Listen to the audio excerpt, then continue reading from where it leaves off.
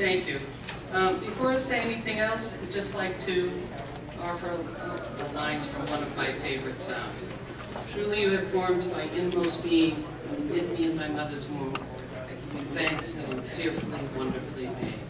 God bless us all today as we go to listen to the various speakers. Before I get into this, life has a funny way, God has a funny way of plugging people into different situations. I went to teach in the Boston Public Schools. I taught science in the Boston Public Schools for 34 years. And I always tell people, in case you still don't believe in miracles, I survived 34 years of teaching science in the Boston Public Schools.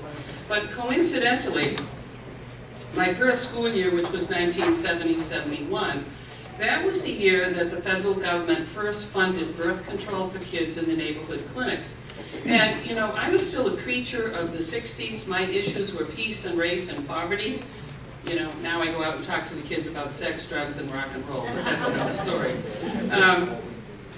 But I wasn't very comfortable with this idea, because to me, birth control for kids always meant permission. That's what it was. It always meant permission. And so, but I watched throughout my career. I didn't speak out at the time because I had a career to get off the ground. But as I watched over a period of time, every problem that birth control for kids was supposed to solve went in the opposite direction. Sexual activity went up, teen pregnancies went up, when abortion became legal, abortions went up, STDs went through the roof, and you know what the only thing that went down was? The only thing that went down was marriage. I saw that, I became more active about it in 1986 because they began to want to put these school-based health centers, these clinics inside the schools. And the clinics in the schools would also, be involved with birth control and more likely abortion referrals. So I've been kind of watching this issue for a really long time. What I'd like to do actually today is touch on 9 different topics. I'd like to point out what the studies say that parents actually want in the public schools. Secondly, some information that parents may not know. Thirdly, the success of abstinence-only education. Fourth, the frameworks and Maria Talks. How many people are aware of what Maria Talks is? Maria Talks? Okay. The frameworks, the health curriculum frameworks, as they apply to sexuality education, is the same thing as Maria Talks in the classroom. Something about school-based health centers, what rights parents do have, how schools hide controversial topics, what you can do, and then the current version of this bill, which is 3793. So let's talk a little bit about what parents want. This information is from the National Survey of Adolescents and their Parents. It was finally released by the government in February of 2009. And interestingly enough, approximately 70% of parents throughout the country are opposed to premarital sex for their own adolescents. If you're a parent, you have children in the public schools, and you want your kids to abstain, you are not alone. The majority of parents want their teenagers to receive abstinence messages from many different sources. Places of worship, 85% want the abstinence message at church. A doctor's office or a health center, 85%. The school, 83%. And then community organizations and even the internet. Majority of people want the abstinence message for their young people. There's even more. Adolescent frequency of attending religious services was strongly associated with conservative general views about sex and abstinence, and made the teenagers more restrictive about their thinking about their own sexual behavior. Participation in programs that discuss these topics led to higher levels of communication about sex and values between teens and their parents and their peers. There's some important things that parents may not know, especially if they came through during the so-called safe sex era. Between 8 and 13% of teens who use the pill will become pregnant anyway, and it offers no protection against sexually transmitted diseases. I say this to people a lot. When I was a teacher, I couldn't get the kids to remember a pencil every day, you know, and some folks think they're going to get a teenager to remember to take a pill at a certain time every day to prevent a pregnancy. Not going to happen. After reviewing the scientific research on condom effectiveness, the National Institutes for Health were unable to prove that condoms reduce the risk of herpes, for which there is no cure, HPV, which can cause certain kinds of cancer, chlamydia, syphilis, and some other sexually transmitted disease. This was the National Institute of Health. Sometimes when I go do this talk, I find myself discussing things in public that I never thought I would. But there is the sexually transmitted disease of herpes. This quote is from the Centers for Disease Control.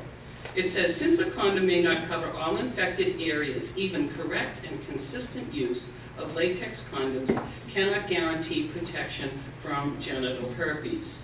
It is important to know that even if a person does not have symptoms, he or she can still infect partners. Now this is actually an out-of-date statistic. It says about 1 of 6 young people, people aged 14 to 49 has herpes. That number now is close to 1 in 4. There's a real epidemic out there. The human papillomavirus is the most common sexually transmitted disease in the United States. It can cause warts and certain kinds of cancer. It can infect the mouth and the throat. We're not telling kids these things. It can live in areas not covered by a condom. At one point, 50% of men over the age of 18 were carrying the virus. And Gardasil will not protect women from certain strains of HPV that cause 30% of cervical cancers. I think you remember a few years ago there was a push, you know, to have everybody inoculated with this vaccine called Gardasil. And there was a big debate about it, but my fear with this vaccine is if you do vaccinate your child, you're giving them a false sense of security because 30% of these cancers will not be prevented by the vaccine. The failure of the safe sex message. After nearly 3 decades of advocating this message in the public schools, what have we accomplished? 26% of teenage girls in America has a sexually transmitted disease. That's 1 in 4. I worked in a minority community among African American teenagers. It's 48%. This is where the birth control message for kids went first, right? In areas inner city where there are higher rates of teen pregnancy. 50%, we mentioned this before, of men over the age of 18 carries the HPV. Massachusetts has the 11th highest teen abortion rate in the nation. This is what we've accomplished, you know, with the safe sex message. Why has the safe sex message failed? There's probably a number of reasons, but I think this is one of the most fundamental. There is a phenomenon known as risk compensation, which means that when someone uses a risk reduction technology, like a condom, that person often loses the benefit by compensating or taking greater chances than they would without the technology. We have found no consistent associations between condom use and lower HIV infection rates, which 25 years into the pandemic, we should be seeing if this intervention was working. This is a quote from Edward Green, who has studied AIDS in Africa since the epidemic began. Let me see if I can give you a little math lesson as, you know, to why this is the way it is. I want you to suppose we're in Worcester, right? Let's say we go to one of the Worcester high schools, and let's suppose we have 100 young people, they're sexually active, and they're using condoms. Now, at the end of the year, you can expect a 20% pregnancy rate. So for this 100 kids, 20 of them are going to become pregnant anyway. That's pretty much the statistic. Now think about this for a minute. If Planned Parenthood goes into that high school and gives the safe sex message, and let's say now that instead of having 100 kids who are sexually active and using condoms, let's say we boost that up to 200 kids. Now at the end of the year, you're not going to have 20 kids pregnant. How many are you going to have? 40. You're going to have 40. So this is the sort of thing that he's saying. It's been a dismal failure, this message. Talk a little bit about abstinence education. Abstinence education is more than just say no, right? Abstinence education talks about values, the meaning of love, respect for life, and things of that sort. But let's talk about abstinence education for a minute. This was one of the most incredible studies that I ever saw. A group of researchers went into a high-risk group of 6th and 7th grade inner-city kids. There were 3 strategies that they tested. One was the comprehensive sex ed program, what I call the mixed message, abstain, but we know you're not going to, and here's what you do, right? The safer sex only, right, which is talking about sexuality and advocating condoms. An abstinence-only program, and this was a well-constructed study, a health-only program with no message, right? So this is really looking at all 4 approaches. What were the results? And these to me were very striking. Almost 52% of students in the safer sex group initiated sexual activity, so that they had the highest rate. Followed by the control group. This was the no message group, no sex ed at all. Followed by the comprehensive sex ed group at about 41%. And lo and behold, the group of students that had the lowest rate of the initiation of sexual activity, 32.6% in the abstinence-only group. So if you were really serious about reducing teenage pregnancy, this should tell you what the most effective message is. Very well-constructed study. A little bit more about that. Abstinence only was most effective. The strategy worked over a 2-year period. And this is basically a one-shot deal in 6th and 7th grade. If you did that message every year or every other year, you might have even gotten, better results. Abstinence education did not reduce the use of condoms among those who did initiate sexual activity. That's one of the most frequent criticisms of people who oppose abstinence education, is you got to tell them about condoms. These kids were in the 6th and 7th grade. They're 12 and 13 years old. They already knew about condoms. I mean, the word is just out there. And interestingly, it focused only on health issues, not on values, the meaning of love, generosity, forgiveness, faithfulness, commitment, and sacrifice. It's not an isolated success. The Committee on Energy and Commerce of the U.S. House of Representatives analyzed the results of 21 other studies of what they call now, they don't call it abstinence education now, they call it sexual risk avoidance, and consistently found that students in abstinence programs are more likely to delay the initiation of sexual activity, much more likely to discontinue or decrease their sexual activity. They are no less likely to use a condom if they do get sexually involved. Oh, excuse me, let me just go back there for a minute. Okay. So basically, 2 things so far. Parents want abstinence education for their kids through high school. That's what they want, and they want it from multiple places. The strategies that we've been using primarily since the AIDS epidemic have been really a dismal failure. So in its wisdom, the Commonwealth of Massachusetts has written certain things into the Massachusetts Health Curriculum frameworks. And anytime you see health, you have to say that embedded in health is sexuality education. Whenever you see frameworks, if you know what Maria Talks is, right, the frameworks are the classroom version of Maria Talks. If anybody here has not seen the website Maria Talks, okay, if you have not, right, brace yourself. If you go home and do a Google search for Maria Talks, it will come up, right? But the sexually explicit nature of what's there, you may want to, cleanse yourself somehow afterwards. Anyway, so what are the Massachusetts Health Curriculum Frameworks? What are they? Right now, they are the guiding document for all health education in the state. If I were to go to one of the high schools in Shrewsbury or, Hanover, I would be handed the frameworks as sort of the objectives of what I have to teach. When I was in the Boston Public Schools, I had science frameworks to work from. So that's basically what they are. Right now, though, they are only recommendations, which means that teachers have a little bit of flexibility as to what they're going to teach.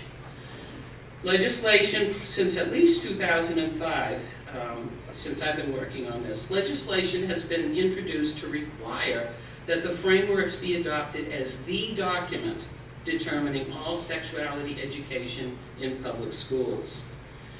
And you have to keep in mind, there's a lot in the frameworks that's well thought out. If you're talking about diet, if you're talking about exercise, if you're talking about drugs and alcohol, there's a lot of good material in it, all right? But the portions on sexuality and reproduction, are really very troubling.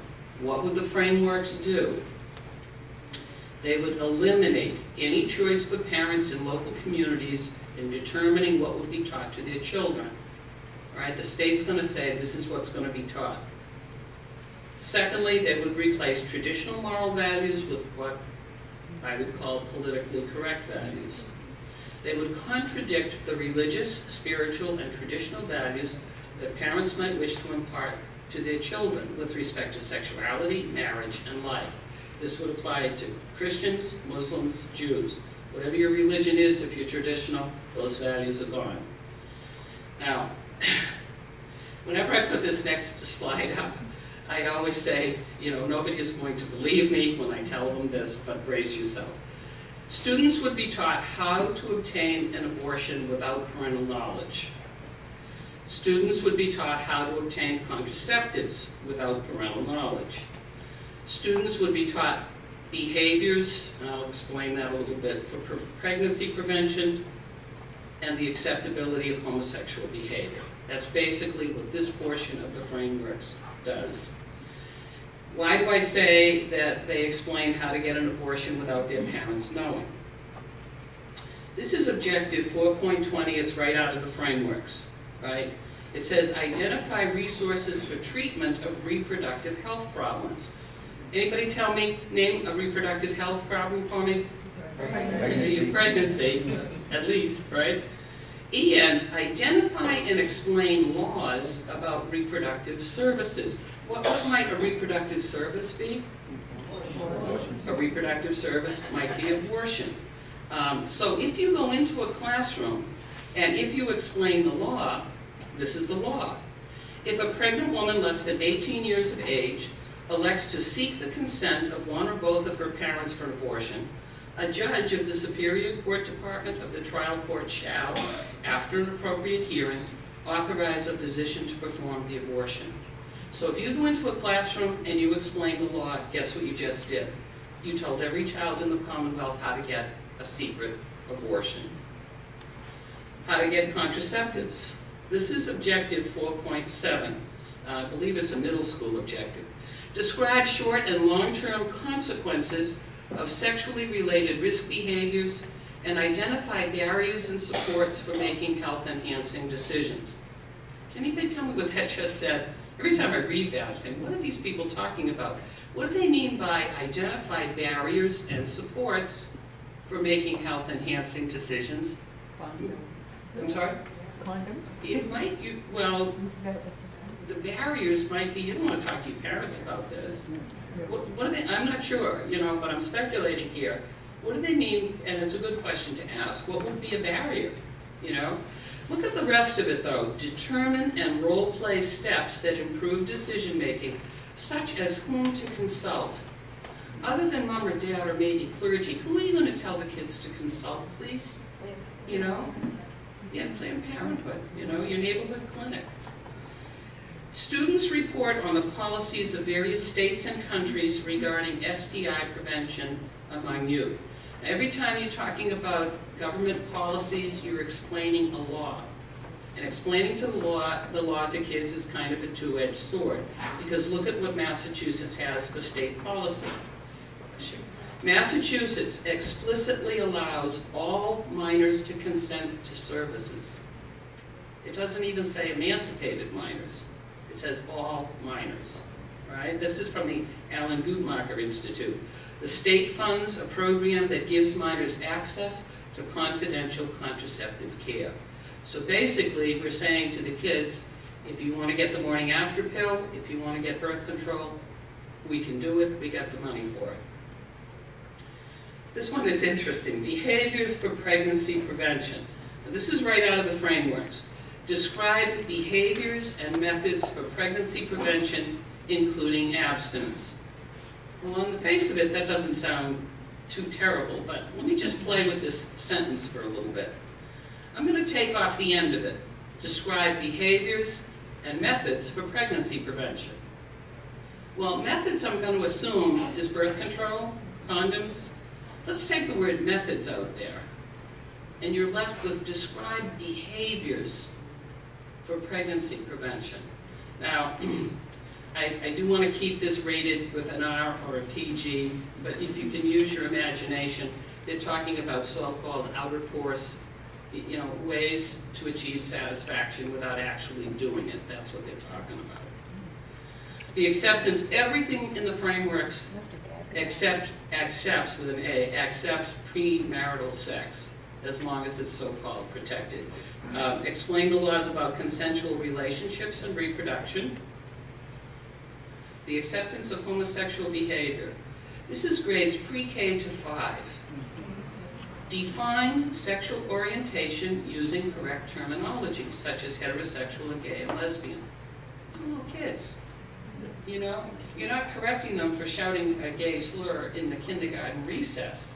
You're introducing this topic to kids that are 5 years old.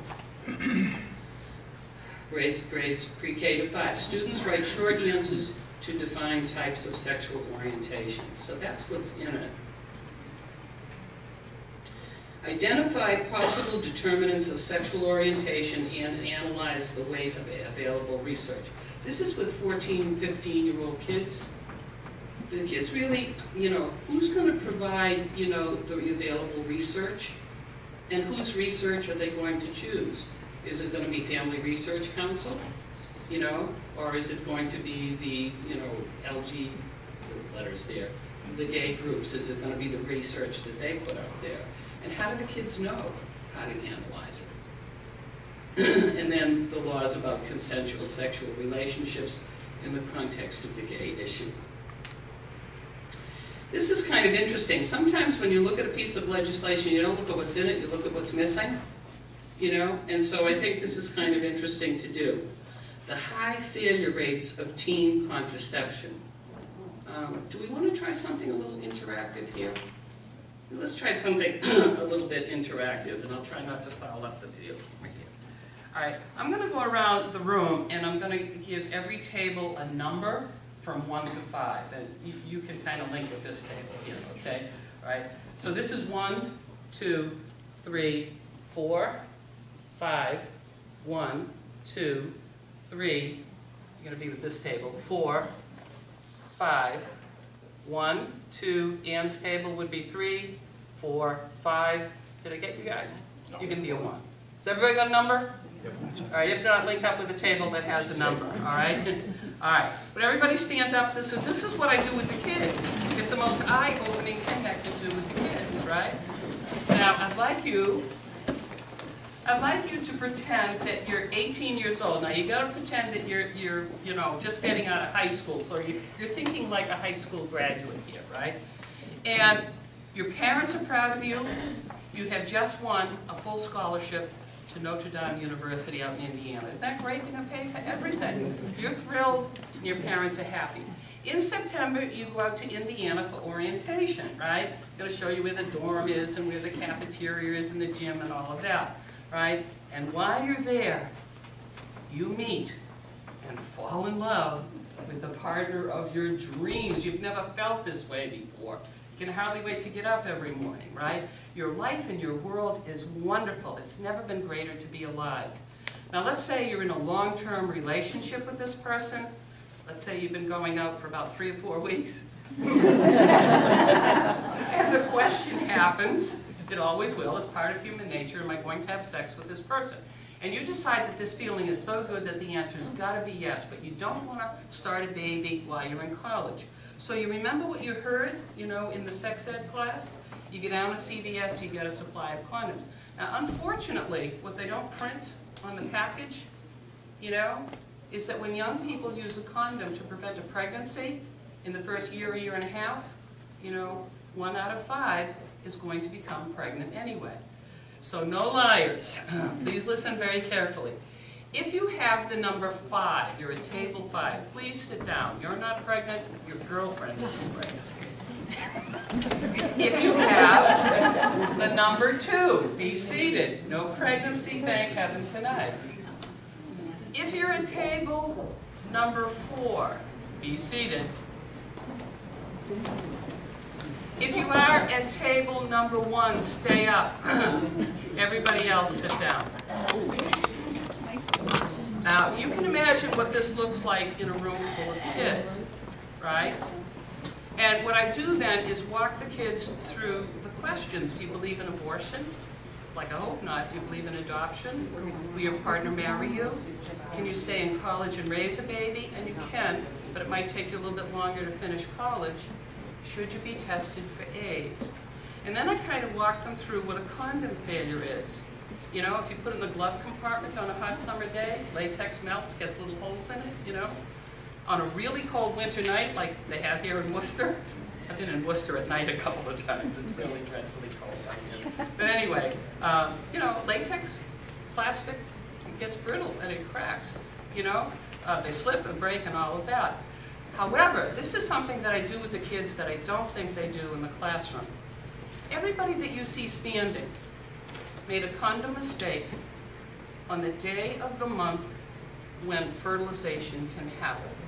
A woman has a monthly cycle. There's about 5 or 6 days where fertilization can take place. I call those the egg days for the kids, right?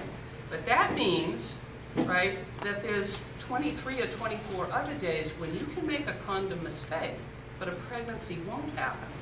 And depending on who your partner was, you could have picked up a disease. So if you have the number 5, would you please stand up?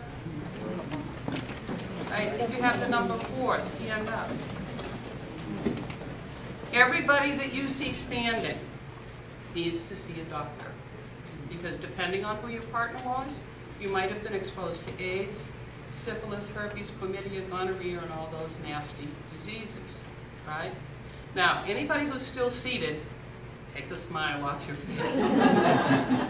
Everybody that you see standing made a mistake this year. Some of you are going to make a mistake next year. That's why we have an epidemic.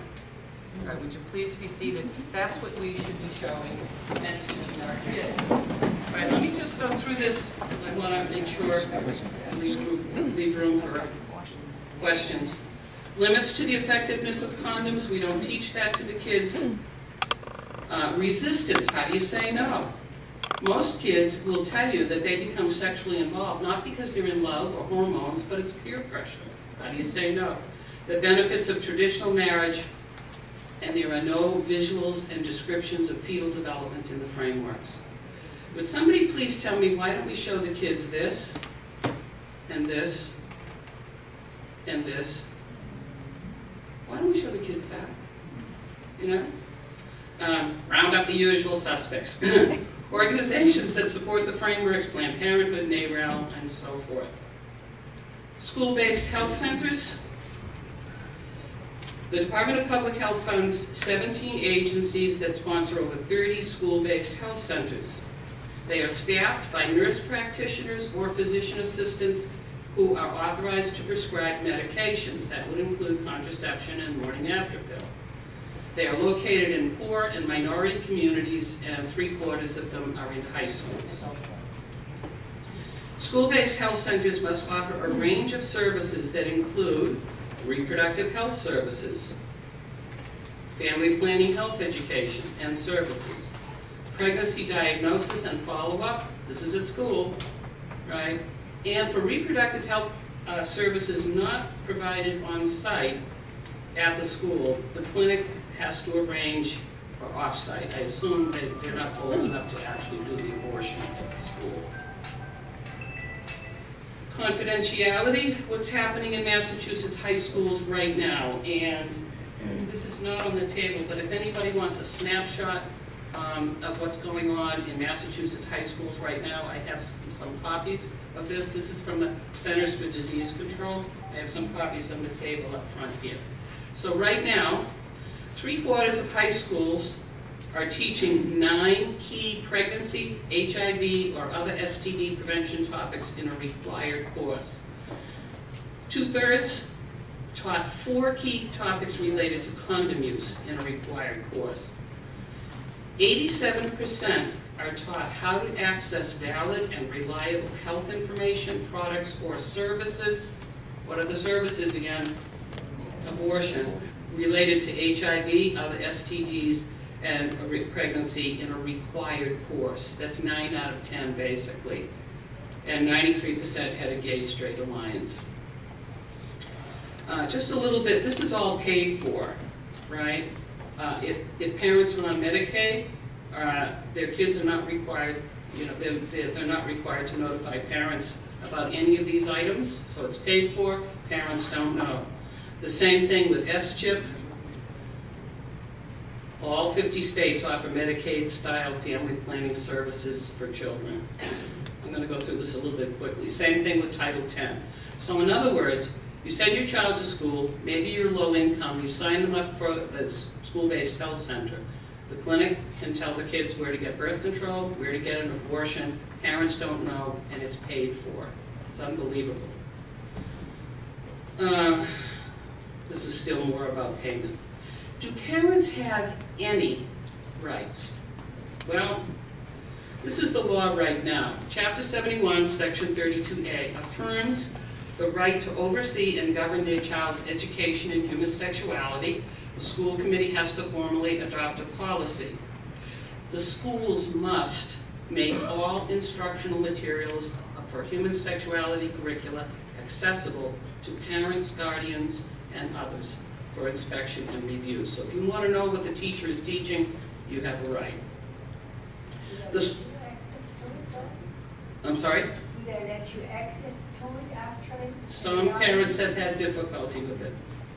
The school must have a written policy ensuring that school officials notify parents or guardians of any curriculum primarily, and I'll come back to that word in a minute, involving sexuality, education, or issues. Parents or guardians may exempt their children from any portion of the school's sexuality program if they write to the school and say that's basically what they want. However, there are no penalties. No penalties. The trend is away from sex ed in the public schools to a new name. If you hear wellness curriculum, it's the same thing. And something called PrEP. PrEP is Personal Responsibility Education Program. So you may not hear that yet, but you may hear that in the future. Wellness and PrEP are the same thing. So let's look at this. The school must have a written policy ensuring that school officials notify parents or guardians of any curriculum primarily involving sexuality education. This is the camel's nose in the tent. This is an actual lesson from Westboro High, right?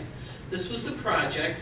We're assessing health information because it's essential, for maintaining health. Each group of students was given a challenge.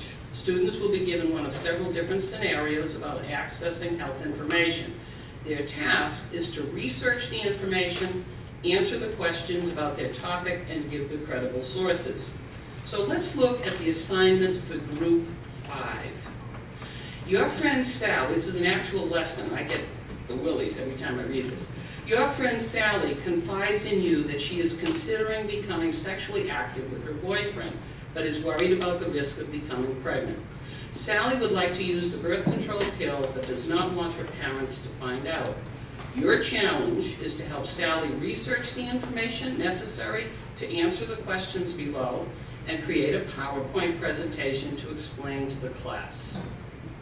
All right, so let's look at the questions. Some of them are, what are the symptoms of pregnancy? How would you verify pregnancy? That's a little tricky too. What are the pros and cons of using birth control pill? I want you to look at this. What is the law regarding confidentiality and teen access to reproductive health care? Then it tells the kids where to go. Go to Guttmacher on the library website under curriculum links and search minors contraceptive access. And of course we saw this before. So these kids now know that they can get birth control and sneak, excuse me for being blunt, but go behind their parents' back. Then it says, list 3 agencies in central Massachusetts where people could get services for this problem, provide street addresses, phone numbers for each agency, also explain what services each agency provides. So in addition to birth control, it's also going to be about abortion. So what do we do? You know, I always feel when I do this, you know, this is this is mission impossible. Your mission, should you decide to accept it. Well, a couple of things. Be clear with your children about your values and expectations, you know, the teachings of your faith. Utilize the books and programs made available by your church. And if you're not doing this in a church context, there are some good secular abstinence programs out there as well. The Art of Loving Well, I know, has some good data to back it up. Something called WAIT training, W-A-I-T training. You probably do a Google search for some of these things. But search out, you know, anytime you oppose something in the school, you have to have the counter proposal, you know, to fill it in. Heritage Foundation, Family Research Council, you might be able to find the names of other abstinence, you know, sex education curricula for public schools. Explain to your children the hazards of the message. Isn't this an awful thing to have to do? Explain to your children the hazards of the messages that they may receive from the culture, their friends, or their school. That's sad, but you gotta do it. Keep the lines of communication open. Network with other like-minded parents and suggest the other. You know, a lot of times the schools try to make you feel that you're the only one who objects to this, but lots of people, if they really knew, you know, most people think sex ed is the birds and the bees and maybe a little bit of safe sex, but it's much more. Contact legislators about the content of mandatory programs. Dialogue with school officials. And the word here I use is dialogue. I'm not recommending going, teachers, believe me, are very defensive creatures, right? Don't go up and accuse, but ask the questions. And you can almost tell, you know, either by their answer or the level of discomfort that you see or the level of resistance. You know, sometimes the body language tells you the answer. But you need to know the answers to these 5 questions. What are you going to teach my child about abortion? What are you going to teach about birth control? What are you going to teach about premarital sex and marriage? What are you going to teach about homosexual behavior? And I would make sure I put the word behavior there, you know, because it's not the person, it's the behavior. And will they provide, this is the last one, are you going to provide my kid with contact information, the services? You got to ask specific questions, right? Most letters that go home are very general, you know, we're going to do sex ed, you know, if you have any questions, call us, and, you know, parents are very trusting, I find. Okay, in your folder, you will have a pink sheet that says House 3793. This is the bill that's still sitting in Ways and Means Committee. And you need to let people know that we don't want this bill to be passed. This bill makes the health curriculum frameworks the standard for sexuality education throughout the state. The frameworks, again, teach the kids how to get abortion and birth control. They give tacit approval to teenage sexual activity and abortion regardless of what parents want. They do not respect freedom of religion for anybody, you know, by which parents would pass their values to their children. Passage of this bill would make comprehensive sex education a one-size-fits-all for all children. And you know, in any classroom there's a spectrum of readiness for this topic. You know, even among communities, what might be right for Boston might not be right for, you know, Marshfield, where I live, you know. A public policy of comprehensive sex ed has failed our young people for a very long time. And I gave you the data before. 26% of teen girls in America has an STI, and 11th highest teen abortion rate in the nation. This part of the bill I find extremely troublesome. This bill would have the Commonwealth determine how many parents have opted their child out. Now my suspicion is this, you know, that they're not determining how many school districts have notified parents explicitly about the frameworks. So most parents don't know how radical this is. So let's say, for argument's sake, that 27 kids have been opted out. Why do they want to know that number? Well, if the number of opt-outs is small, that might be used as a justification for eliminating the parental right to opt out. Why else would they want to know that? I find that extremely, extremely troublesome. So, I'm going to make a request. How many people here have children in the public schools? Anybody have kids in school? All right, if you have friends, how many people have friends with kids in the public school? All right, I'm going to ask you a favor. I'm going to ask you to collect as many letters as you possibly can from either your school or your friends, you know, the schools that your friends' kids attend, so that we can take a look at those letters. Because if those letters are very vague, then we go to testify, because this bill, if it's defeated this year, is going to come back, right? So if you collect those letters, send them to Mass Citizens for Life, you know, just so that we will have a stack of letters to say, look, you're not really telling people what's in. So I'm going to give you homework, right? I'm going to be looking for lots of letters, all right? And these are the 5 questions. If these questions are not answered in that letter, then that letter is golden as kind of testimony, because those are the questions that need to be answered. What are you going to say about abortion, birth control, premarital sex, homosexual behavior, and service providers? Let's see. Okay, I'm 2 minutes over, but maybe 1 or 2 questions? Yes?